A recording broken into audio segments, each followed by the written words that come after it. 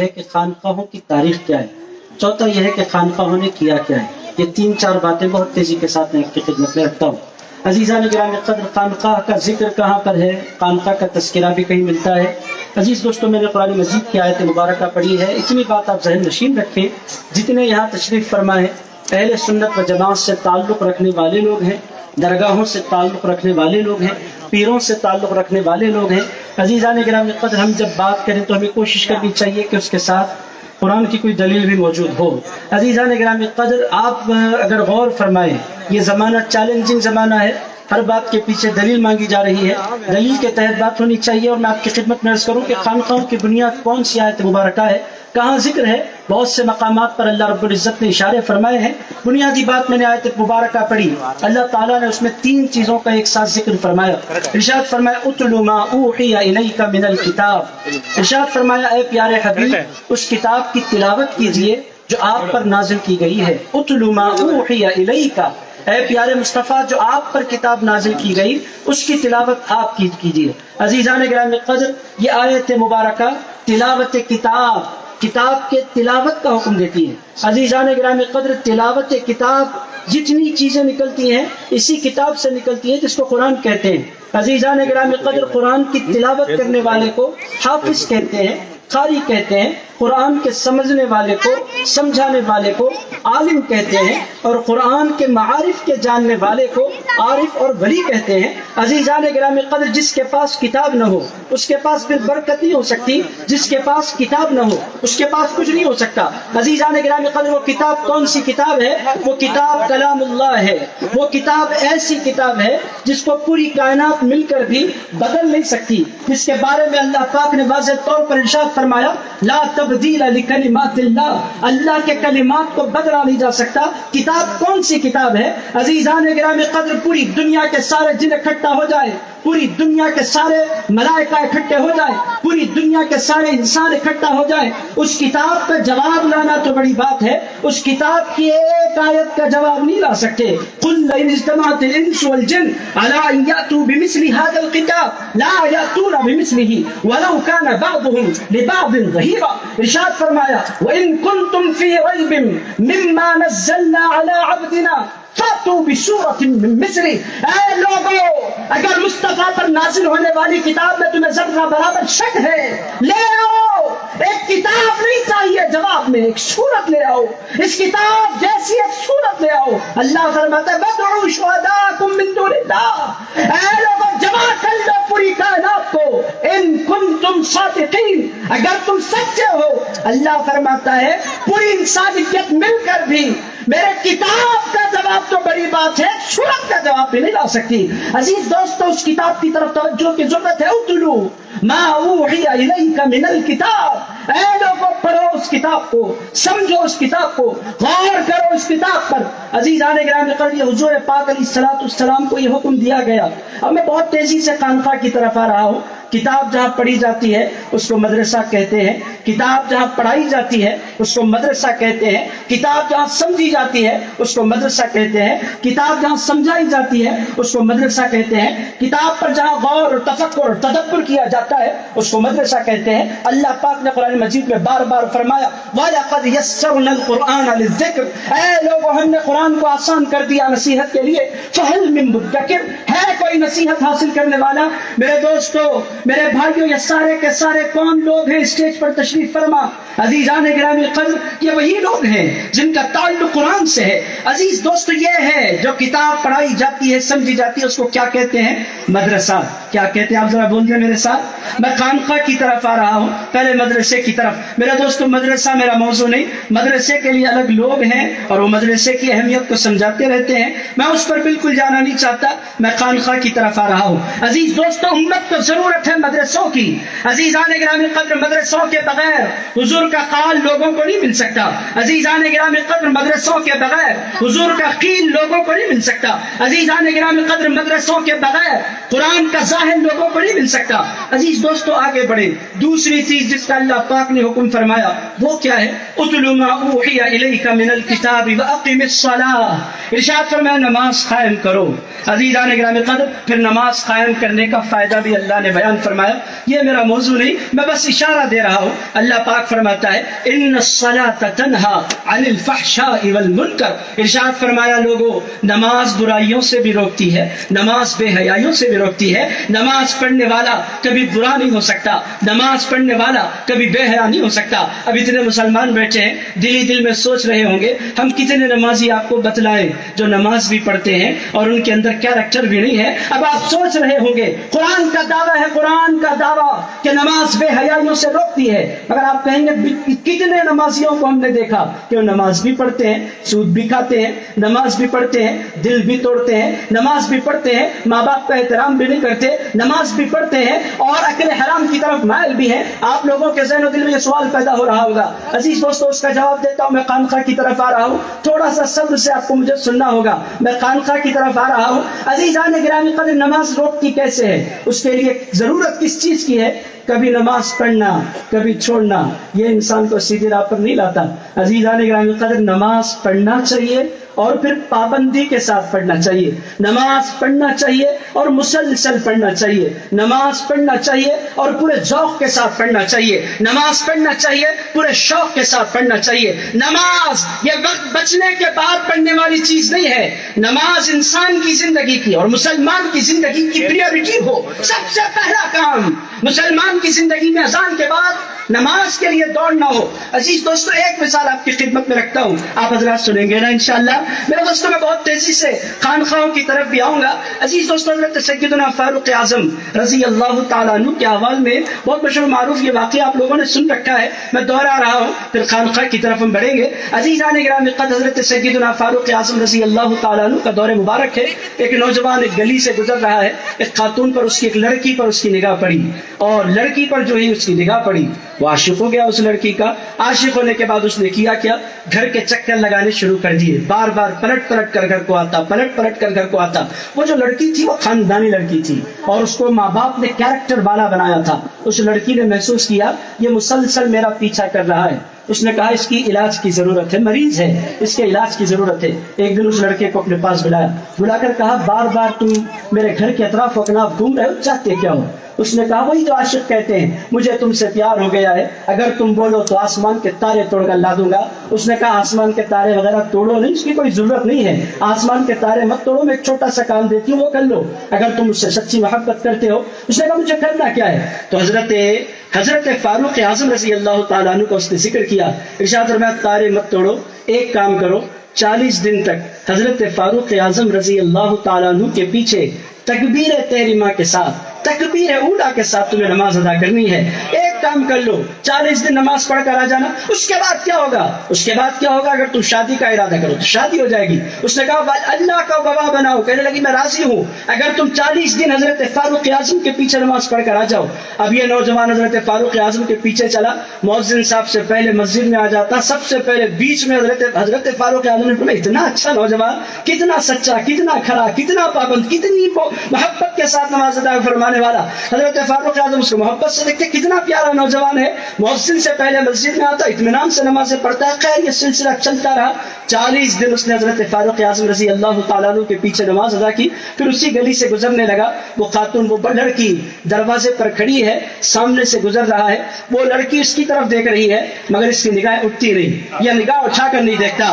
حضرت فاروق اعظم رضی اللہ تعالیٰ عنہ کے پیچھے اس نے نمازیں پڑھی تھی، 40 دن تک پابندی کے ساتھ، استقامت کے ساتھ اس نے نمازیں ادا کی تھی۔ حضرت فاروق اعظم کی امامت کی برکت، نماز کی پابندی کی برکت اور نماز کے اہتمام کی برکت، حضور پاک علیہ الصلوۃ والسلام نے ارشاد فرمایا تھا لوگوں اس کو جنت کی بشارت دے دو اور جہنم سے آزادی کا پروانہ دے دو جو 40 دن تک مسلسل مسجدوں کی طرف اہتمام کے ساتھ گیا ہو۔ عزیزان گرامی قدر، مسجد نبوی کا ذکر آتا ہے تو یہ بات بتلائی جاتی ہے کہ 40 نمازیں پڑھو۔ یہ 40 کا عدد اپنے اندر بہت برکت رکھتا ہے. کچھ لوگ 40 بار نہیں کرتے, ان کا اپنا مسئلہ ہے, ان کو چھوڑ دیجیے آپ. مگر عزیزان گرامی قدر اس کے اندر برکت ہے, یہ بات تو طے شدہ ہے. 40 دن اس نے نماز ادا کری. جانے لگا اس لڑکی کے سامنے سے. اس لڑکی نے کہا کل تک تو میری محبت کی باتیں کرتے تھے اور مجھے دیکھنے کے لیے تڑپا اور مسئلہ کرتے تھے, آج کیا ہو گیا؟ وہی حسن تمہارے سامنے ہے, وہی جوانی تمہارے سامنے ہے, وہی باغپن تمہارے سامنے ہے, آج نگاہیں اٹھا کر کیوں نہیں دیکھتے؟ اس نے کہا کل تک یار کے جلوے کی محبت مجھے پتہ نہیں چلی تھی, کل تک اللہ کی محبت کا مجھے اندازہ نہیں ہوا تھا. میں حسن فانی کی طرف اس واسطے مائل تھا کہ حسن حقیقی سے میں آشکار نہیں ہوا تھا. اب جب حضرت فاروق اعظم کے پیچھے 40 دن تک میں نے مسلسل نمازیں ادا کی ہیں, اب دنیا کا حسن ختم ہو گیا, میری آنکھوں میں تو میرے مولا کے جلوے سائے ہوئے ہیں. عزیزان گرامی قدر دوسری بات جس کا میں ذکر کر رہا ہوں, ان الصلاۃ تنہا عن الفحشاء والمنکر. آپ بولیں گے کتنا صبر کروایا جائے گا خانقاہوں کے لیے؟ ہم یہ سننے کے لیے نہیں بیٹھے صاحب یہ ذکر نکو کرو, یہ نمازوں کا ذکر ہمارے سامنے نکو کرو. آپ غلط جگہ پر آ گئے ہیں. بہت سے لوگ کہتے ہیں مجھ سے آپ یہ ظاہر والوں کے باتیں نکو کرو صاحب, یہ ذکر یہ نماز نکو, اوپر کے باتیں کرو. عزیزان گرامی قدر اوپر نیچے کچھ بھی نہیں. اگر نماز نہیں ہے تو نہ اوپر کچھ ہے نہ نیچے کچھ ہے. عزیزان گرامی قدر جہاں کچھ ہے وہ سب کچھ نماز سے ہے. عزیز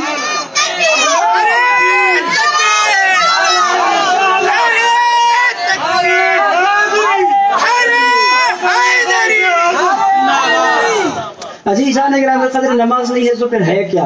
مجھے آج تک سمجھ میں نہیں آیا. عزیز دوستو نماز نہیں ہے تو پھر کچھ بھی نہیں ہے. ایک صاحب نے تو مجھ سے کہا آپ نماز پڑھتے ہیں, ایک صاحب نے مجھ سے کہا ٹرین میں ملے تھے, آپ نماز پڑھتے ہیں؟ میں نے کہا میں بالکل پڑھتا ہوں. کہنے لگے ابھی وہی منزل میں ہے, نماز کیا؟ میں نے کہا وہ اس سے اوپر کی کون سی منزل ہے؟ کہنے لگے وَاعْبُدْ. اب آیت انہوں نے کوٹ کی, وہ بھی میں آپ کو سنا, وَاعْبُدْ رَبَّكَ حَتَّى يَأْتِيَكَ الْيَقِينُ. اللہ کی عبادت اس وقت تک کرو جب تک کہ یقین نہ آ جائے. ہمارے کو تو یقین آ گیا, ہم نے عبادت چھوڑ دی. آپ کو شاید یقین نہیں آیا, میرے کو بول رہا آپ کو شاید یقین نہیں آیا, اس واسطے آپ نماز پڑھ رہے ہیں. میں نے کہا یقین کا مطلب بابا تم نے سمجھا کیا ہے؟ یقین کا مطلب یہاں کچھ اور نہیں ہے, یقین کا مطلب ہے موت. عزیزان گرامی قدر جب تک موت نہ آ جائے انسان کو نماز پڑھتے رہنا چاہیے. میرے دوستوں میرا موضوع نہیں مگر آ گئی بات, آپ لوگوں نے سن لی, ہضم بھی کر لیجیے. اہل خانقاہ باتیں کرنا نہیں چاہتے, سننا نہیں چاہتے. وہ کہتے ہیں میں فضائل سناؤ, کرامت سناؤ, نعرے لگائیں گے, فشت کریں گے, یہ باتیں مت بولو. اگر عزیزان گرامی قدر قرآن سننا ہے, قرآن بولنا ہے. ہمارے زوال کا بنیادی سبب یہی رہا کہ ہم نے کرامتیں سنائی اور ہم نے باقیات سنائے. مگر میرے دوستو اپنی قوم کو ہم نے قرآن سنانا چھوڑا, قرآن کی مجلس سے چھوڑی. میرے دوستو اگر 50 سال پہلے جائیں, یہ جتنے اہل خانقاہ, جتنے افراد یہاں تشریف فرمائے, ان کے اجداد کی طرف اگر آپ نگاہ کر کے دیکھیں, یہ جتنے بیٹھے ہیں گواہ دیں گے, ان کے بابا, ان کے دادا, ان کے پردادا, ان لوگوں نے مجلسیں, قصے کہانیوں کی مجلسیں نہیں قائم کی ہیں. خانقاہوں میں 2 ہی مجلسیں ہوتی تھی, ایک مجلس قرآن کی ہوتی تھی, دوسری مجلس مولانا رومی کی ہوتی تھی. عزیزان گرامی قدر یہ 2 مجلسیں خانقاہوں میں ہر زمانے میں جاری تھی. عزیزان گرامی قدر قرآن اور مثنوی یہ 2 کتابیں تھی جس سے ہم فیض حاصل کرتے تھے. بہرحال میں خانقاہ کی طرف آتا ہوں. خانقاہ کا آغاز کیسے ہوا, کب ہوا, یہ آپ کی خدمت پیش کر رہا ہوں. قرآن کی اس آیت مبارکہ کا 3را حصہ, پہلے آیت میں اتلو ما اوحی الیک من الکتاب. اس میں اللہ تعالیٰ نے ایک معنی میں کھلے لفظوں میں مدرسہ نہیں کہا مگر مدرسے کی طرف اشارہ مل جاتا ہے. عزیزان گرامی قدر دوسرا حصہ واقم الصلاۃ ان الصلاۃ تنہی عن الفحشاء والمنکر. نماز قائم کرو. نماز بے حیائیوں سے روکتی ہے, نماز منکرات سے روکتی ہے. میں نے آپ کی خدمت میں عرض کیا ہے وہ نماز روکتی ہے جو پابندی سے ہو, وہ نماز روکتی ہے جو دل لگا کر ادا کی جائے, وہ نماز روکتی ہے جو اللہ کے لیے. آج کل بچے امتحانات پہ رزلٹ آنے والا ہوتا ہے, آپ دیکھیں گے انٹرمیڈیٹ کا رزلٹ آتا ہے ہمارے پاس تلنگانہ اور آندھرا میں, مسجدیں بھر جاتی ہیں. 10th کا رزلٹ آنے والا ہوتا ہے, 2 دن پہلے سے نماز اللہ رزلٹ اچھا دے دے, کیونکہ تو اچھا رزلٹ دے دے گا تو پھر مسجد سے میں غائب ہو جاؤں گا. میں تیرے لیے نہیں آیا مولا, میں رزلٹ کے لیے آیا ہوں. عزیزان گرامی قدر یہ نماز انسان کو فائدہ نہیں دیتی, وہ نماز فائدہ دیتی ہے جو اللہ کے لیے ہو. عزیزان گرامی قدر وہ نماز ہو جس کے پاس پھر کوئی مقصود نہ ہو, مقصود صرف اللہ ہو. بہرحال تیسرے حصے کی طرف آپ بڑھیں. عزیز دوستو آپ نے دیکھا کہ مدرسے کا ذکر ہو گیا. آپ نے دیکھا پہلے حصے میں مدرسے کا ذکر ہوا, دوسرے حصے میں نماز کا ذکر, اور نماز جہاں قائم ہوتی ہے اس کو کیا کہتے ہیں آپ حضرات؟ کیا کہتے ہیں جہاں نماز قائم ہوتی ہے, کیا کہتے ہیں اس کو؟ مسجد. عوام بول دے تو مجھے مزہ آئے گا, میں چاہتا ہوں کہ آپ سمجھیں. عزیز دوستو, جہاں کتاب پڑھائی جاتی ہے, اس پر غور کیا جاتا ہے, اس کو مدرسہ کہتے ہیں. اور عزیزان گرامی قدر, جہاں نماز پڑھی جاتی ہے اس کو کیا کہتے ہیں؟ مسجد. کیا کہتے ہیں اس کو؟ آپ اتنا تو فلم بلینگ آپ کو کرنا ہوگا, سونے کے لیے نہیں آیا, جاگنے کے لیے آئے ہیں, سمجھنے. مدرسہ جہاں نماز پڑھی جاتی ہے اس کو کیا کہتے ہیں؟ مسجد. اب آئیے تیسری بات, اللہ تعالیٰ اس کے بعد ارشاد فرماتا ہے ان الصلاۃ تنہی عن الفحشاء والمنکر. اب آئیے تیسرے حصے کی جانب. اللہ پاک فرماتا ہے وَلَذِكْرُ اللَّهِ أَكْبَرُ, اور اللہ کا ذکر سب سے بڑا ہے, اللہ کی یاد سب سے بڑی ہے. عزیزان گرامی قدر, اللہ جہاں یاد دلایا جاتا ہے, اللہ کی یاد جہاں دل میں بسائی جاتی ہے, اللہ کرنے کا سلیقہ جہاں دیا جاتا ہے, اللہ کی محبت جہاں لوگوں کے دلوں میں اتاری جاتی ہے, اللہ سے بندے کا رابطہ جہاں مضبوط کیا جاتا ہے. عزیز دوستو, مرید کس کو کہتے ہیں؟ مرید ہوتا کون ہے؟ عزیزان گرامی قدر, مرید کس کو کہا جاتا ہے؟ عزیز دوستو, سیدھی بات ہے, مرید اس کو کہتے ہیں جو اللہ کے علاوہ کسی اور کا ارادہ نہیں کرتا, اس کو مرید کہتے ہیں. مرید کا مطلب پیسے کی تمنا کرنے والا, مال کی تمنا کرنے والا, کام بنانے کی تمنا کرنے والا, اس کو مرید نہیں کہتے. مرید اس کو کہتے ہیں جس کی مراد اللہ ہو, جس کی خواہش اللہ ہو, جس کی تمنا اللہ ہو, جس کی چاہ اللہ ہو, جس کا اٹھنا اللہ ہو, جس کا بیٹھنا اللہ ہو, جس کا سوچنا اللہ ہو, جس کا چلنا اللہ ہو. وہ سوئے تو اللہ کو یاد کر کے, وہ جاگے تو اللہ کو یاد کر کے, وہ دکان کی طرف جائے بسم اللہ, اللہ کے نام سے اپنے کام کا آغاز کرے. عزیزان گرامی قدر, وہ گھر کی طرف لوٹے, اللہ کا نام, وہ بستر کی طرف جائے, اللہ کا نام. انتہا یہ ہے کہ وہ اپنی ضرورتوں کے لیے بھی جاتا ہے, کسی اور کا نام نہیں لیتا, وہ اللہ کا نام پڑھ کر جاتا ہے. باہر نکلتا ہے, پوری دعا نہیں پڑھتا, اتنا ضرور کہتا ہے غفرانک, مولا تیری بخشش, میں گیا اپنی ضرورتوں سے فارغ ہو گیا, مولا یہ بھی تیرا احسان. عزیزان گرامی قدر, بندے مومن کہتے ہیں کس کو؟ جس کو اللہ یاد رہے. میرے دوستو, جہاں اللہ یاد دلایا جاتا ہے, اور صرف اللہ زبان کے ذریعے نہیں, صرف باتوں کے ذریعے نہیں, عزیزان گرامی قدر, اللہ یاد دلایا جاتا ہے, یہاں جام صرف کانوں کے ذریعے نہیں پلائے جاتے, نگاہوں کے ذریعے پلائے جاتے ہیں. عزیزان گرامی قدر, تو نے پی کتابوں سے, میں نے پی نگاہوں سے, فرق ہے بہت وائس تیرے میرے پینے میں. عزیزان گرامی قدر, یہاں جب کوئی بندہ آتا ہے جہاں جام آنکھوں سے پلائے جاتے ہیں, اللہ کی محبت کے جام جہاں لوگوں کے دلوں میں اتارے جاتے ہیں, میرے دوستو, اسی مقام کو خانقاہ کہتے ہیں. اور عزیزان گرامی قدر, خانقاہ کی آج تو الحمدللہ عمارت قائم ہو گئی. عمارت قائم نہ بھی ہوتی, مدثر پاشا دنیا کے کسی گوشے میں جا کر غوث پاک کا نام لے کر بیٹھ جاتے, وہ جہاں بیٹھ جاتے وہی خانقاہ بن جاتی. عزیزان گرامی قدر, خانقاہ کے لیے عمارت کی ضرورت نہیں ہوتی, خانقاہ کے لیے غوث اعظم کی غلامی کی ضرورت ہوتی ہے, خانقاہ کے لیے بڑے پیر کی نسبت کی ضرورت ہوتی ہے, خانقاہ کے لیے بڑے پیر کے فیض کی ضرورت ہوتی ہے. عزیز دوستو, تیسرا مقام وَلَذِكْرُ اللَّهِ أَكْبَرُ, جہاں اللہ کا ذکر کیا جائے اس مقام کو کہتے ہیں خانقاہ. جہاں آئے بندہ تو اس کے سارے غم کو بھول جائے, اس مقام کو کہتے ہیں خانقاہ. میرے دوستو, دنیا بھر میں صرف نفرتیں ہیں, کدورتیں ہیں, عداوتیں ہیں, جھگڑے ہیں, خون ہے, خرابہ ہے, کیا رکھا ہے دنیا میں؟ اپنے اپنوں کے دشمن ہیں, سچی محبتیں کسی کو کہیں نہیں مل رہی. ایسے غم کے مارے کہاں جاتے ہیں؟ کہیں اور نہیں جایا کرتے, ایسے غم کے مارے خانقاہ آ جایا کرتے ہیں. اور خانقاہ میں کون رہتے ہیں؟ عادل پاشا صاحب جیسے لوگ رہتے ہیں. اب میں ایک نام لیا تو سارے صاحب برا نہ مانے, جتنے صاحب رہتے ہیں وہ سارے کے سارے رہتے ہیں. عزیزان گرامی قدر, میں سارے صاحبوں کا نام لوں تو پھر تقریر نہیں کر سکوں گا, چونکہ سارے کے سارے خانقاہ بیٹھے ہیں. عزیز دوستو, یہ لوگ کون ہیں؟ یہ لوگ وہ ہیں کہ یہ بندوں سے پیار کرتے ہیں, بدلے میں کچھ چاہتے نہیں. لا اسألکم علیہ اجرا, ہم تم سے اجر کے لیے محبت نہیں کرتے, مصطفیٰ کے غلام ہو اس واسطے محبت کرتے ہیں.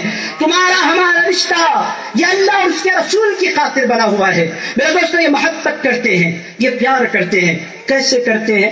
بدلے میں کچھ نہیں چاہتے. یہی لوگ ہیں. اور ایسا صوفی جنگل میں جا کر بیٹھ جائے تو بھی خانقاہ, پہاڑ پر جا کر بیٹھ جائے تو بھی خانقاہ. صابر کلیری, آج آپ دیکھیں کتنا دور ہے جانا. حضرت صابر پاک کے پاس جانے کے لیے کتنی مشکلیں بندے کو اٹھانا پڑتا ہے. وہ جنگل اور بیابان میں جا کر بیٹھے ہیں, اس واسطے بیٹھے ہیں کہ کوئی آیا نہیں. مگر جو اللہ کا ہو جاتا ہے وہ نہیں چاہتا کہ کوئی آئے, مگر اللہ کہتا ہے تو میرا ہو گیا, ساری کائنات اب تیری ہو گئی. تو جنگل میں جا کر بیٹھ جا پھر بھی لوگ آئیں گے, تو پہاڑوں میں جا کر بیٹھ جا پھر بھی لوگ آئیں گے. عزیزان گرامی قدر, خانقاہوں میں ملتا کیا ہے؟ پیار ملتا ہے. خانقاہوں میں ملتی کیا ہے؟ محبت ملتی ہے. یہ ہو گیا خانقاہ کا ذکر, زبردستی کے نہیں ہے, قرآن سے میں نے آپ کی خدمت میں عرض کیا. دوستو, امت کو ضرورت ہے مدرسوں کی بھی, امت کو ضرورت ہے مسجدوں کی بھی, امت کو ضرورت ہے خانقاہوں کی بھی. میرے دوستو, اس زمانے کا پرابلم کیا ہو گیا؟ مدرسے تو ہیں, میں ان کی خدمت کو سلام پیش کرتا ہوں, وہ اپنی جان لگا رہے ہیں. مدرسوں کے پیچھے میرے اساتذہ ہیں, میں مدرسے گیا, میں مدرسے میں بیٹھا, میں نے اساتذہ کی جوتیاں سیدھی کی اور علم حاصل کیا. عزیز دوستوں, ان کی عظمت کا انکار میں نہیں کرنا چاہتا, ان کی خدمات ہیں, سر آنکھوں پر ان کی خدمات ہیں. مدرسے ہیں, گلی گلی ہیں, محلہ محلہ ہیں, اور ہونا چاہیے. اہل سنت کے مدارس کی ضرورت ہے امت کو, چونکہ مدرسے میں امام تیار ہوتے ہیں, اور جس کا امام ہوتا ہے وہ پوری کی پوری بستی اس کی ہو جایا کرتی ہے. مدرسوں کی ضرورت ہے. میرے دوستو, اہل سنت کی مسجدیں بھی قائم ہو رہی ہیں, بہت سی مسجدیں ہیں. ہمارے لوگ مسجدوں سے دور ہوئے تو غیروں نے اس پر قبضہ کیا, میں اس کا رونا نہیں رونا چاہتا. میرے دوستو, تیسری چیز ہے خانقاہ. خانقاہ جس علاقے میں ہو جاتی ہے میرے دوستو, پھر ہندو مسلم فساد وہاں نہیں ہوتے. آج جتنے جھگڑے ہو رہے ہیں اس کا بنیادی سبب میں آپ کی خدمت میں عرض کرتا ہوں, وہ ایک ہی سبب ہے کہ خانقاہیں یا تو قائم نہیں ہوئی یا خانقاہوں کا جیسا کام ہونا ہے ویسا نہیں ہوا. میرے دوستو, اگر خانقاہ والے کام کرنے پر آ جائیں, مسجد والے مدرسے والوں کا جو کام ہوتا ہے وہ مسلمانوں کے لیے ہوتا ہے. میں معذرت کے ساتھ عرض کر رہا ہوں, میں ان کو برا نہیں کر رہا, میں نے سلام پیش کیا ان کی عظمت کو. مدرسے میں کون جاتا ہے؟ مدرسے میں جانے والا مسلمان, مدرسے میں پڑھنے والا مسلمان, مدرسے سے استفادہ حاصل کرنے والا مسلمان. عزیزان گرامی قدر, مسجد یہ بہت بڑا مرکز ہے ایمان کا. وہ جاتے کون ہیں؟ سارے کے سارے مسلمان, غیر مسلم کی وہاں انٹری نہیں ہے. میرے دوستو, اسی چیزوں کو دیکھ کر حضور نے ایک اور برانچ قائم کی تھی, اس کو کہتے ہیں خانقاہ. خانقاہ کا کمال کیا ہے؟ خانقاہ میں جیسے استقبال ایک مسلمان کا کیا جاتا ہے ویسے ہی استقبال ایک ہندو کا بھی کیا جاتا ہے. عزیزان گرامی قدر, خانقاہوں کا کمال کیا ہے؟ یہاں آنے والے کا مذہب نہیں دیکھا جاتا, آنے والے کا مسلک نہیں دیکھا جاتا, آنے والے کا مشرب نہیں دیکھا جاتا. خانقاہ اس مقام کو کہتے ہیں جہاں صرف آنے والے کی ضرورت دیکھی جاتی ہے اور اس کو محبتوں سے نواز دیا جاتا ہے. آنے والا کوئی ہو, تعویذ لینے کے لیے آیا ہے اسے تعویذ دی جاتی ہے, دعا لینے کے لیے آیا ہے اسے دعا دی جاتی ہے, کھانا کھانے کے لیے آیا ہے اسے کھانا کھلایا جاتا ہے, اور کھڑے ہو کر نہیں کھلایا جاتا, اسی دسترخوان پر بٹھا کر اسے کھانا کھلایا جاتا ہے جس دسترخوان پر مسلمان بیٹھ کر کھاتے ہیں. آپ لوگوں کی خدمت میں ایک مثال عرض کرتا ہوں, خانقاہی محبتوں کی تاریخ بھی عرض کرتا ہوں. یہ منہ کھول کے جو انگڑائیاں لے رہے ہیں, انگڑائیاں بند کر دیں. اگر آپ انگڑائیاں لیں گے تو پھر لوگ سو جائیں گے, اسٹیج کے لوگ پہلے سے تشریف فرما اللہ اللہ کر کے. عزیزان گرامی قدر, میں آسان عرض کرتا ہوں آپ کی خدمت میں, خانقاہوں کا نظام کیا ہے, خانقاہوں کی ضرورت کیا ہے. میں آسان مثال عرض کرتا ہوں. عزیز دوستو, خانقاہوں کا سسٹم کیا ہے؟ عزیز دوستو, آپ ایک فاتحہ ہمارے ہاں بھی ہوتی ہے, جتنے سادات کرام ساروں کے گھروں میں ہوتی ہے, میں سمجھتا ہوں سارے عوام کے گھروں میں بھی ہوتی ہے, بڑے اہتمام سے وہ فاتحہ ہوتی ہے. اس فاتحہ کو کنڈے کی فاتحہ کہتے ہیں حیدرآباد میں, اور ادھوری کی طرف میں نے دیکھا اس کو کندوری کہتے ہیں, اور یہاں کیا کہتے ہیں میں نہیں جانتا, کنڈے کی فاتحہ کہتے ہیں. کنڈے کی فاتحہ ہوتی ہے. میرے دوستو, اس فاتحہ میں ہوتا کیا ہے؟ کھیر پوریاں بنائی جاتی ہیں, یہی بناتے ہیں آپ کے پاس بھی. میرے دوستو, پورے ہندوستان میں, پورے پاکستان میں, پوری دنیا میں وہ فاتحہ ہوتی ہے امام جعفر صادق علیہ السلام کے نام پر. اور میرے دوستو, اب اس پر میں بڑی بحث کرتا تھا پہلے جب میرے پاس علم نہیں تھا.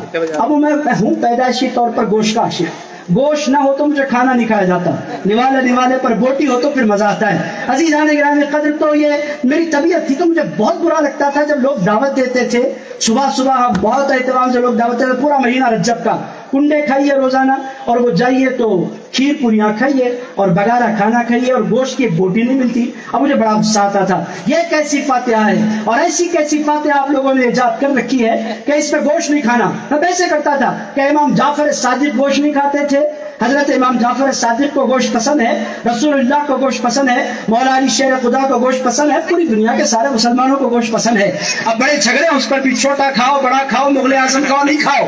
میرے دوستو اس موضوع پر میں نہیں جاتا, مگر ہر ایک کا اپنا مزہ ہے. مچھلی کا اپنا مزہ ہے, مچھلی میں جو مزہ ہے وہ مرغ میں نہیں ہے, مرغ میں جو مزہ ہے پھر بکرا اس سے اعلیٰ ہے, اور بکرے سے اعلیٰ بھی ایک گوشت ہے, میں نہیں نام لے سکتا. عزیزان اس کا مزہ تو پھر پوچھو ہی نکوا. جس کو لگ گیا ان کو نہ بکرا سمجھ میں آتا ہے, نہ مرغی سمجھ میں آتی ہے, نہ مچھلی سمجھ میں آتی ہے. وہ تو بولتے ہیں وہی لاؤ, تلا ہوا گوشت کڑک ہونا چاہیے مسالے کے ساتھ. عزیزان گرامی قدر, بہرحال بات اتنی ہے کہ گوشت کیوں نہیں پکایا جاتا. مجھے بڑا غصہ آتا تھا, میں ویسے کرتا تھا یہ کیا قصہ ہے, آخر گوشت کیوں نہیں بنایا جاتا. عقل نہیں تھی, شعور نہیں تھا.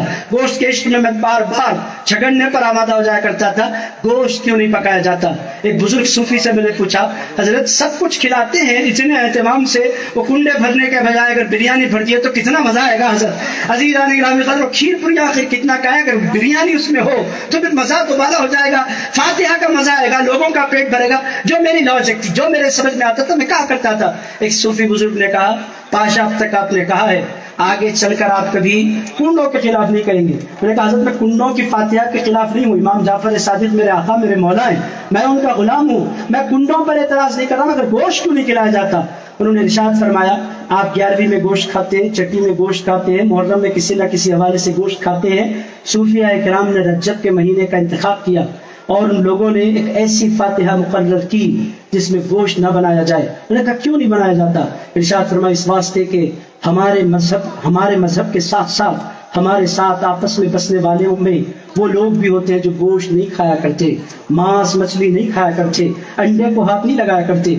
یہ صوفیاء کرام نے اس واسطے اس فاتحہ کو رواج دیا تاکہ وہ غیر مسلم جو گوشت نہیں کھایا کرتے وہ بھی ہمارے پاس فاتحہ میں آ جائیں, ہمارے ساتھ دسترخوان پر بیٹھیں اور وہ بھی ہمارے ساتھ انجوائے کر سکیں کھانے کو. عزیز دوستو, میں کیا کہنا چاہتا ہوں, میں ایک ہی بات آپ کی خدمت میں کرنا چاہتا ہوں, وَلَذِكْرُ اللَّهِ أَكْبَرُ, اللہ کا ذکر سب سے بڑا ہے. اور اللہ کا ذکر جس مقام پر کیا جاتا ہے, کرایا جاتا ہے, اللہ کا ذکر جس مقام پر لوگوں کے دلوں میں اتارا جاتا ہے, اللہ کی محبت جس مقام پر لوگوں کے دلوں میں بسائی جاتی ہے, میرے دوستو اس مقام کو خانقاہ کہتے ہیں. میرے دوستو آپ کی سمجھ میں آ رہی ہے, آپ مجھے بتلائیں مدرسے کی ضرورت ہے کہ نہیں ہے. نا مدرسے کی بھی ضرورت ہے, مسجد کی بھی ضرورت ہے, اور میرے دوستو خانقاہوں کی بھی ضرورت ہے.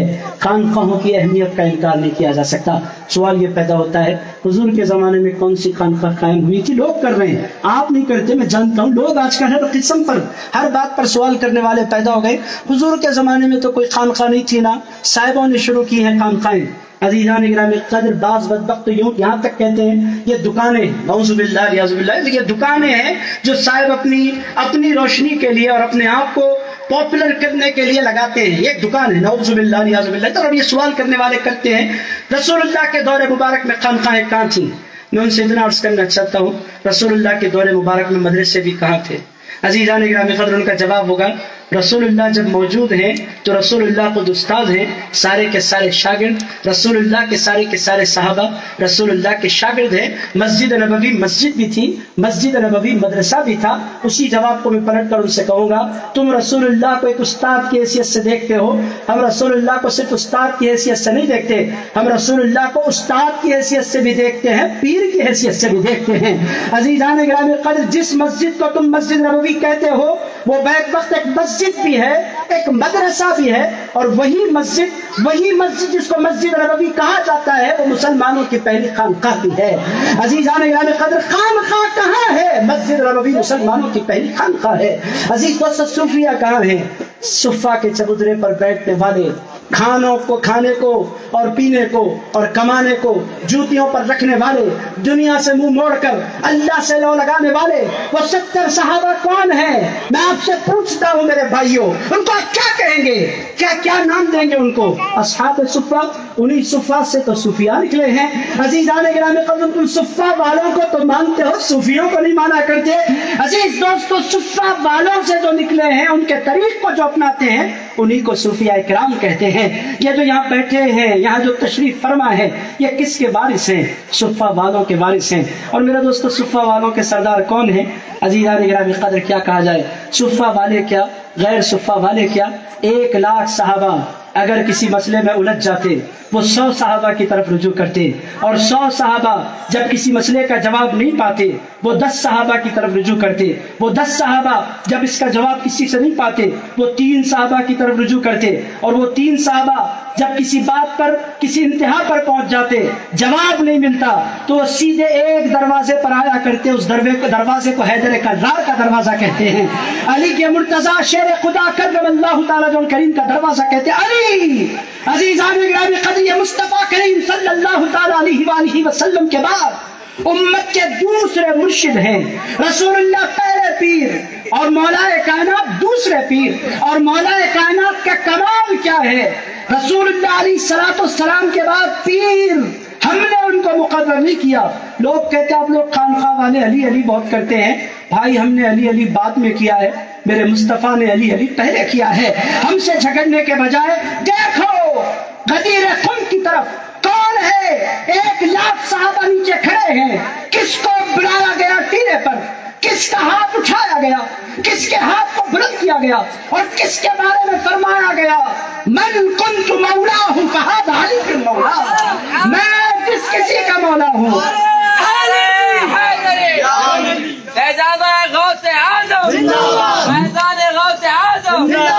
من کنت مولاہ فہذا علی بن مولا، میں جس کسی کا مولا ہوں لوگوں، مجھے مولا ماننے والوں، مجھے اپنا آقا ماننے والوں، مجھ پر درود اور سلام پڑھنے والوں، سن لو قیامت تک میں جس کا مولا ہوں میرا علی بھی اس کا مولا ہے۔ عزیزان گرامی قدر مولا کائنات کو پیر ہم نے نہیں بنایا، مولا کائنات کو امت کا پیر رسول اللہ نے بنایا ہے۔ عزیز دوستوں وہ کس کے سردار ہیں؟ پوری امت کے سردار ہیں۔ میرے دوستو یہ ہو گیا خانقاہ کا پس منظر۔ میں نے آپ کی خدمت پیش کیا امت کو زندہ رکھنے کے لیے 3 چیزوں کی ضرورت ہے۔ کتنے چیزوں کی؟ ذرا بول، آپ اتنا ٹھنڈے انداز، ایسا ہو رہا ہے تقریر ختم کر دو حضرت ہم بس ہو گئے، ایسا بولنے کا آیا 3، ایسا نہیں ہوتا 3۔ عزیزان گرامی قدر کتنی چیزوں کی ضرورت ہے؟ ذرا زور سے بول دیں آپ۔ 3 چیزوں کی ضرورت ہے، ایک ہے مدرسہ اور مسجد، تیسرے ہے خانقاہ کی بھی ضرورت ہے۔ میرے دوستو سیدھے سادے لفظوں میں بولے تو مدرسوں میں رسول اللہ کا قال پڑھایا جاتا ہے اور خانقاہوں میں رسول اللہ کا حال بتلایا جاتا ہے۔ عزیزان گرامی قدر جب رسول اللہ کے جہاں قیل و قال کی بات ہوتی ہے اس کو مدرسہ کہتے ہیں، اور رسول اللہ کا جہاں حال ہوتا ہے اس مقام کو خانقاہ کہتے ہیں۔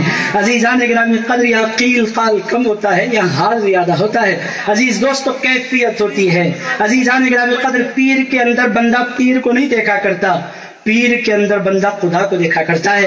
میں پیر خدا ہے نہیں بول رہا ہوں، پھر وہ گڑبڑ کی باتیں میں نہیں کرتا۔ عزیزان گرامی قدر پیر ہے، خدا خدا ہے۔ میرے دوستوں میں دونوں کو نہیں ملا رہا، پیر ہے، مگر پیر کے اندر جو جلوہ ہوتا ہے بندہ پیر کے اندر پیر کا جلوہ نہیں دیکھتا، پیر کے اندر پیرانے پیر کا جلوہ دیکھتا ہے۔ عزیزان گرامی قدر پیر کے اندر بندہ پیرانے پیر کا جلوہ دیکھتا ہے، مولا علی کا جلوہ دیکھتا ہے، رسول اللہ کا جلوہ دیکھتا ہے۔ اور پیر کو جب کوئی دیکھتا ہے پھر کسی اور کی طرف دیکھتا ہی نہیں۔ تو جو پیر کو کوئی اپنا لیتا ہے پھر نہ کسی کو دیکھنا چاہتا ہے نہ سننا چاہتا ہے، کون نظروں میں جچے دیکھ کے تلوا تیرا۔ عزیزان گرامی قدر مرید یہی کہتا ہے میرے سرکار آپ کا تلوا نظر آ گیا، اب کیا دیکھیں، کس کو دیکھیں، کس کے مکھڑے کی طرف نگاہ کریں۔ عزیزان گرامی قدر پھر نہ کوئی اچھا دکھتا ہے نہ دیکھنے کو جی چاہتا ہے، پیر جس کی نگاہوں میں بس جاتا ہے پھر تو وہ دیوانہ ہو جاتا ہے۔ میرے دوستو یہ تو تھا خانقاہ کی ضرورت ہے کہ نہیں؟ ذرا آپ زبردستی کے نہیں، آپ عقل سے لاجک استعمال کر کے ہے نا ضرورت خانقاہ کی؟ عزیزان گرامی قدر یہ ضرورت ہے وقت کی کہ خانقاہیں زندہ ہوں۔ اور ہندوستان میں جو پٹائی ہماری ہو رہی ہے، جو رسوائی ہماری ہو رہی ہے، میرے دوستو اس کا بنیادی سبب کیا ہے؟ یہی خانقاہوں سے دوری۔ عزیز دوستو مسجدوں سے لوگ قریب ہیں، مدرسوں سے لوگ قریب ہیں، خانقاہوں سے دور۔ اور خانقاہ والوں کا میں کوئی گلہ نہیں کرتا، وہ رسول اللہ کی آل ہے، اگر کچھ بولوں تو پھر زبان دراز ہو اور چھوٹا منہ بڑی بات ہو جائے۔ عزیزان گرامی قدر میں کچھ نہیں بول سکتا، مگر ضرورت ہے، اس زمانے میں ضرورت ہے کہ خانقاہوں کا احیاء ہو، خانقاہی نظام زندہ کیا جائے۔ میرے دوستو خانقاہوں نے کیا کیا ہے؟ 5-10 منٹ آپ مجھے دے دیں، تیزی سے میں اپنی باتوں کو سمیٹتا ہوں۔ خانقاہوں نے کیا کیا ضرورت تھی خانقاہوں کی؟ میرے دوستو اسلام کا جو نظام ہے وہ 2 حصوں پر مشتمل ہے۔ کتنے حصوں پر؟ ذرا زور سے بول دیں آپ۔ 2، ایک ظاہری نظام، ایک باطنی نظام. عزیزان گرامی قدر ظاہری نظام اس کو خلافت راشدہ کہتے ہیں. حضور نے اس نظام کے بارے میں فرمایا تھا یہ 30 سال قائم رہے گی. 30 سال سرکار ابوبکر صدیق کا دور، سرکار فاروق اعظم کا دور، سرکار عثمان غنی کا دور، سرکار مولا علی کا دور، حضرت امام حسن کا دور علیہ السلام. عزیزان گرامی قدر یہ دور ختم ہوا، اس کے بعد خلافت راشدہ ختم ہو گئی، اس کے بعد بادشاہت آئی، ملوکیت آئی. اور عزیز دوستوں وہ بڑے مسائل ہیں، ان مسائل میں بالکل جانا نہیں چاہتا. خلافت راشدہ جس کو کہتے ہیں، ہمارا ایمان ہے 30 سال. ہمارا ایمان کیا؟ حضور نے فرمایا تھا 30 سال یہ نظام قائم رہے گا. حضور کا لایا ہوا ظاہری نظام 30 سال تک قائم رہا. اس کے بعد بادشاہ ہے. بادشاہوں میں اور خلیفاؤں میں فرق کیا ہوتا ہے؟ خلیفہ دنیا اکٹھی نہیں کرتے، دنیا کے لیے کام نہیں کرتے، اللہ کے لیے کام کرتے ہیں. حضرت ابوبکر صدیق رضی اللہ تعالیٰ عنہ، اب میں اگر مثالیں پیش کروں تو گھنٹوں لگیں گے، ایک دو مثالیں سرسری آپ کی خدمت پیش کرتا ہوں. حضرت ابوبکر صدیق رضی اللہ تعالیٰ عنہ سے ان کی بیوی کہا کرتی تھی کھانا تو روز بن رہا ہے، میرا جی چاہتا ہے کہ میٹھا کھائیں. حضرت ابوبکر صدیق رضی اللہ تعالیٰ عنہ فرمایا کرتے تھے میٹھا کھانے کے لیے پیسے میں بیت المال سے نہیں لے سکتا، جتنی تنخواہ مقرر ہے اس میں میٹھا بنانے کی گنجائش نہیں ہے، کھانا بن سکتا ہے پکا کر کھا لے. یہ چلتا رہا. ان کی بیوی نے پیسے سیو کرنے شروع کیے اور 10-15 دن کی سیونگ کے بعد ان کے گھر میں میٹھا بن گیا. حضرت ابوبکر صدیق رضی اللہ تعالیٰ عنہ نے فرمایا میٹھا کہاں سے آیا؟ انہوں نے کہا کچھ پیسے میں نے جمع کر لیے اور اسے میں نے میٹھا بنایا ہے. حضرت ابوبکر صدیق رضی اللہ تعالیٰ عنہ نے فرمایا اس میٹھے پر میرا حق نہیں ہے، اس میٹھے پر فقراء کا حق ہے.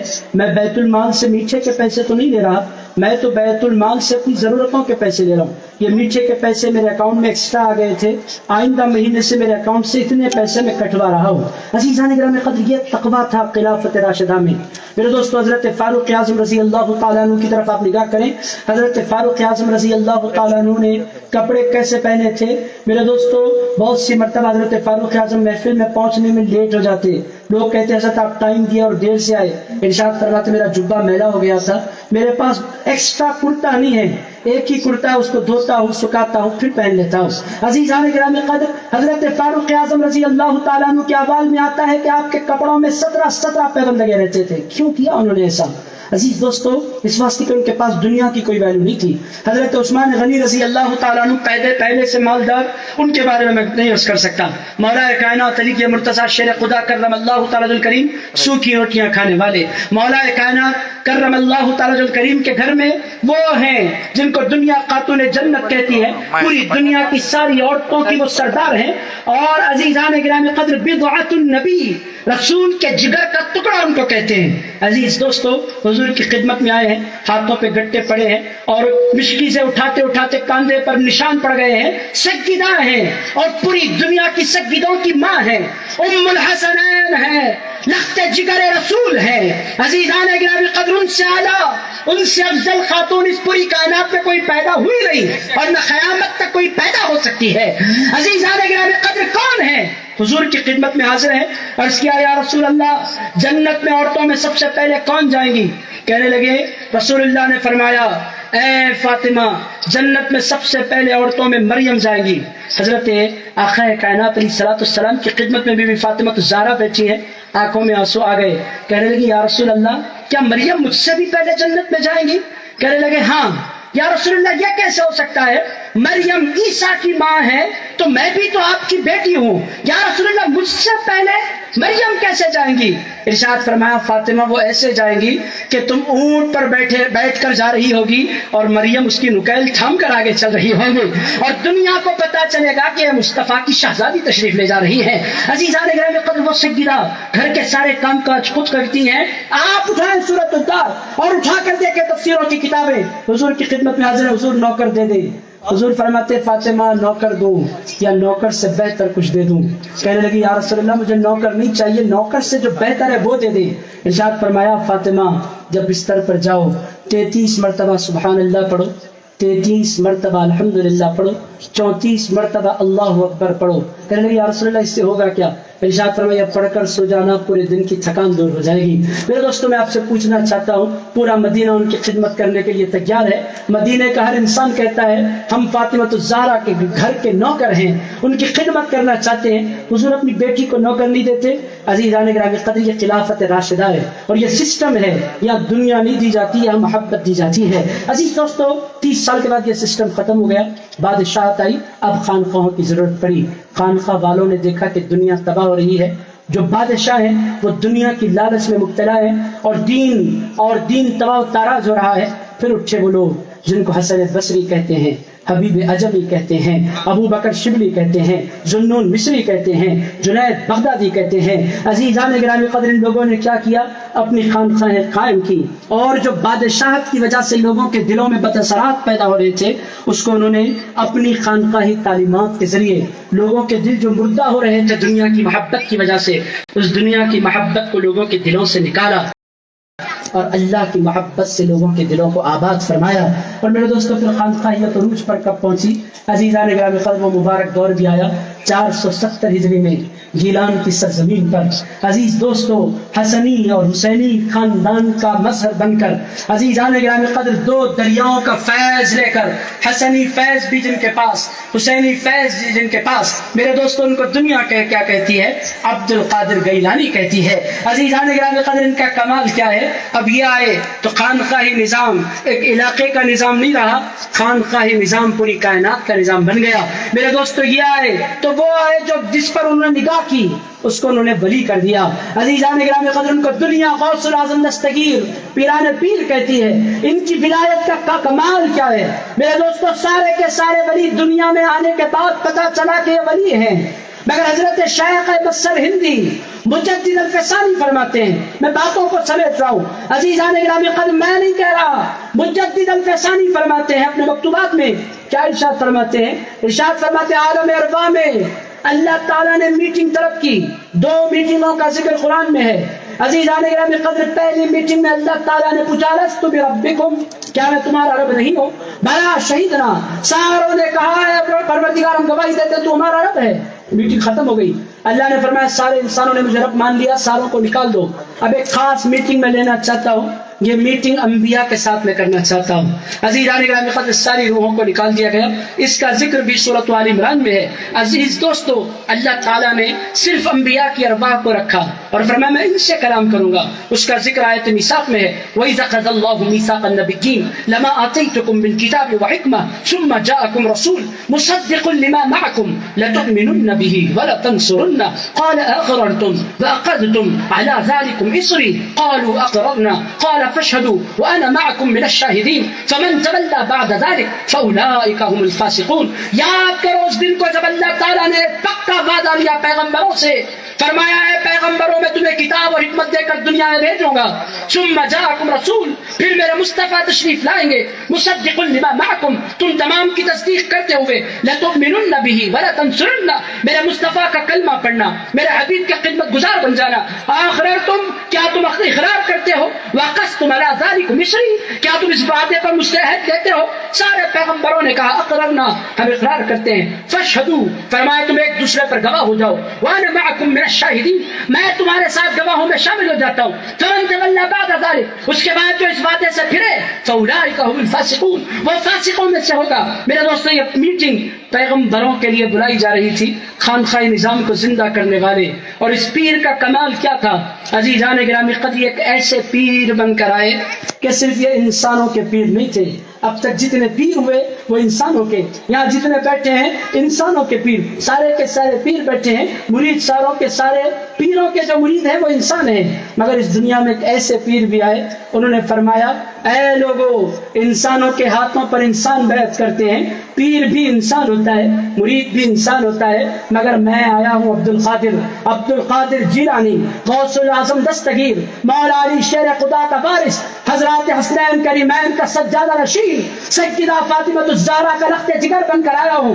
لوگوں سنو، میں وہ پیر ہوں کہ انسان بھی میرے ہاتھ پر بیعت کرتے ہیں اور جنات بھی میرے ہاتھ پر بیعت کرتے ہیں، اور یہ ہے کہ فرشتے بھی میرے ہاتھ پر بیعت کرتے ہیں. انا شیخ الکل، ارشاد فرمایا ساروں کا پیر بن کر آ گیا ہوں.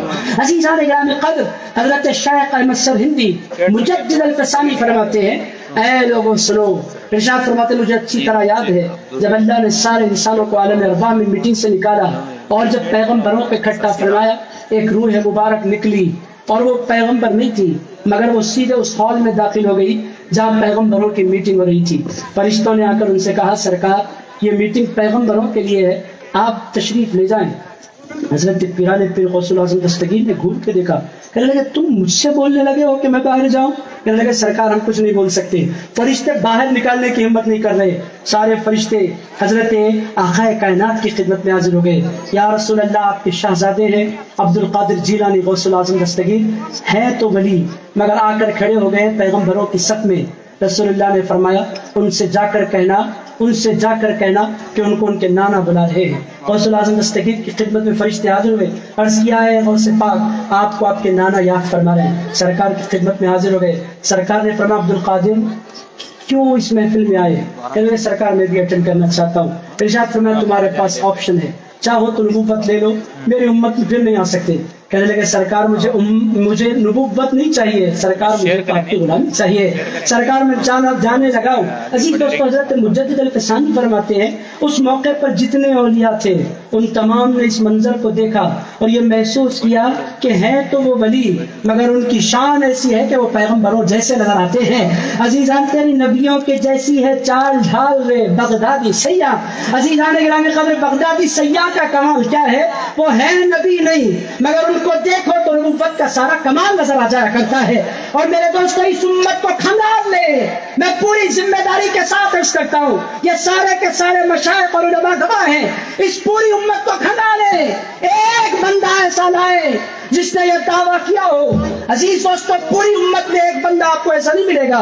اللہ کہنے والے بہت ملے، انا الحق کہنے والے بہت ملے، اس جبے میں سوائے اللہ کے کچھ نہیں ہے یہ کہنے والے آپ کو بہت ملے، مگر ایک ذات ایسی ہے جس نے اللہ کی قسم کھا کر کہا واللہ ھذا وجود جدی لا وجود عبد القادر. ارشاد فرمایا بغداد میں عبد القادر جیلانی کو دیکھنے والوں اللہ کی عزت کی قسم کھا کر کہتا ہوں غوث الاعظم نہیں ہے، یہ محمد رسول اللہ کا جلوہ ہے. ھذا وجود جدی یہ مصطفیٰ کریم کا جلوہ ہے، لا وجود عبد القادر.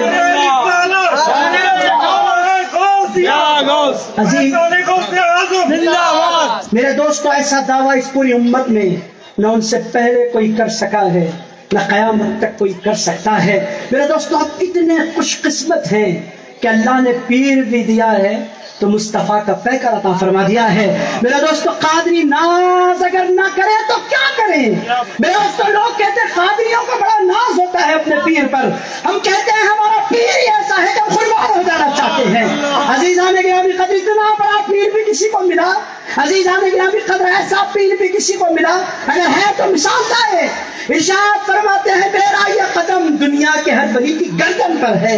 میرے دوستو جو گردن نہیں چکاتا وہ مفسر ہو سکتا ہے، وہ محدث ہو سکتا ہے، وہ فقیہ ہو سکتا ہے، وہ مجتہد ہو سکتا ہے، وہ مجدد ہو سکتا ہے، وہ سب کچھ ہو سکتا ہے، ولی نہیں ہو سکتا. ولی وہ ہوتا ہے جو غوث پاک کے دربار کا غلام ہو جایا کرتا ہے. عزیز دوستو ایسا پیر پھر اللہ نے دنیا میں بنایا نہیں. آپ ناز کیجیے اپنی قسمت پر. خانقاہ کا آج سنگ بنیاد اگر ملایا جا رہا ہے وہ خانقاہ کون سی ہے؟ خانقاہ کا نام کچھ اور نہیں. عزیز دوستو حیدر ولی اللہ قادری کا نام لے، کریم اللہ شاہ قادری کا نام لے، عزیزان گرامی قدر شاہ عبد اللطیف لاہوری کا نام لے، آپ جو نام لینا چاہتے ہیں نام کوئی ہو فیض پیران پیر کا ہوتا ہے. میرے دوستو آپ شجرے اٹھائیں سادات کے، سارے نام ایک پین سے لکھتے ہیں، غوث الاعظم کا نام آتا ہے ہائی لائٹ کر دیتے ہیں. آپ کوئی بھی شجرہ قادریہ اٹھا کر دیکھیں وہ ہائی لائٹ کر کے بتلاتے ہیں کہ لوگوں اوپر والوں کا فیض پانا چاہتے ہو اور نیچے والوں چمکنا چاہتے ہو اس نام سے اپنا تعلق مضبوط جوڑو. اگر ان کو چھوڑو گے نہ اوپر والے کچھ دیں گے نہ نیچے سے کچھ ملنے والا ہے، نہ تمہیں دنیا پوچھنے والی ہے نہ اوپر والے پوچھنے والے ہیں. پنجتن کا فیض اگر کسی دروازے فیض سے امت کو ملتا ہے، اس دروازے کا نام عبد القادر جیلانی ہے۔ اور میرے دوستو اس فیض کا کمال کیا ہے؟ قادریوں کو بھی، چشتیوں کو بھی، نقشبندیوں کو بھی، سہروردیوں کو بھی، شاذلیوں کو بھی، رضائیوں کو بھی اس بات کا اقرار کرنا پڑتا ہے کہ ہمارے سردار غوث الاعظم دستگیر ہیں۔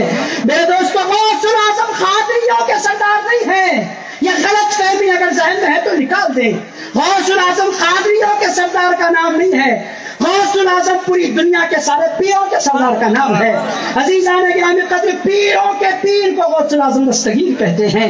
عزیزان گرامی قدر، آپ اپنی قسمت پر ناز کیجئے کہ اللہ تعالیٰ نے ایسی نسبت عطا فرما دی، ایسی نسبت جس پر اولیاء کو ناز ہے۔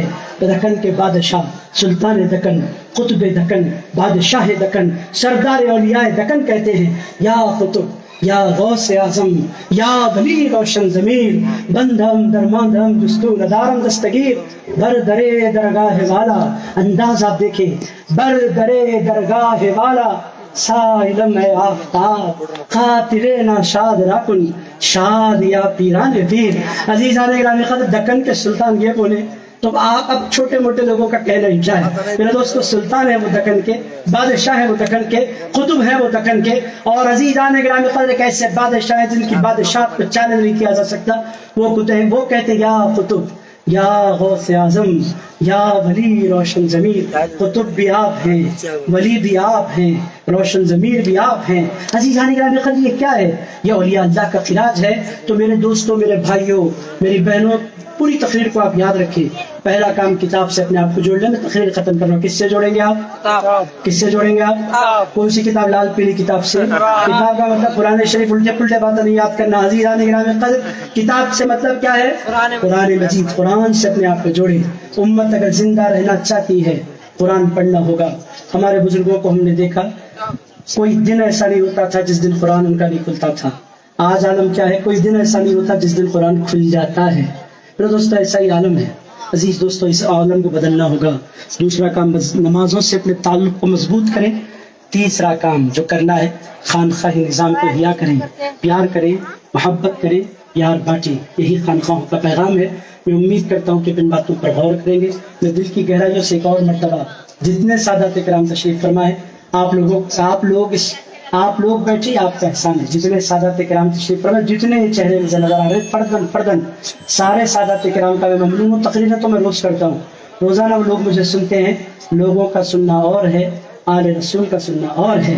عزیزان گرامی قدر، رسول اللہ کے بچے سنیں تو پھر غلاموں کا فائدہ ہو جایا کرتا ہے، فقیروں کی جھولیاں بھر جایا کرتی ہیں۔ تو عزیزان گرامی قدر، آل رسول یہاں تشریف فرمائے، اتنے منور چہرے۔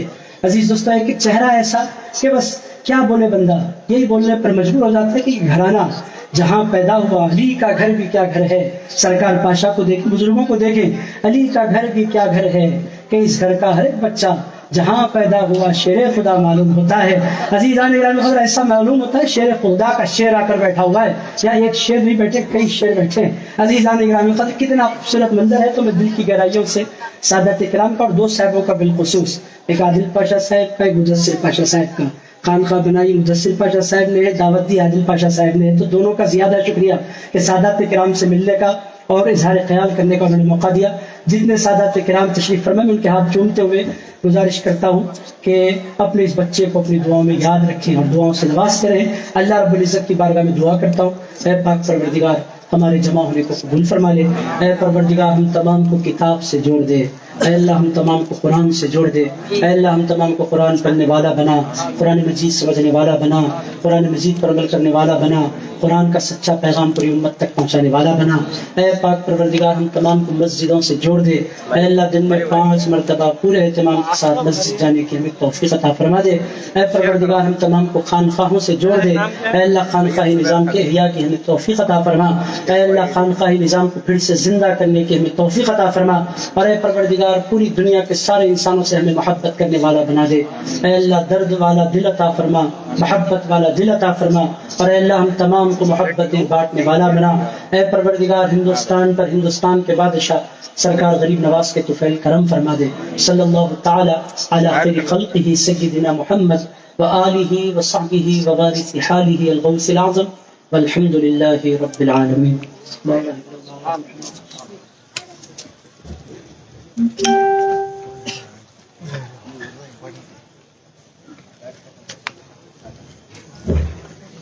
ماشاءاللہ سبحان اللہ. اب میں حضرت سید شاہ عبد الوہاب نبیر قادری المعروف مدثر پاشا صاحب قبلہ سے التماس کرتا ہوں کہ وہ مائک پہ آئیں، آ کے شکریہ کا بیان.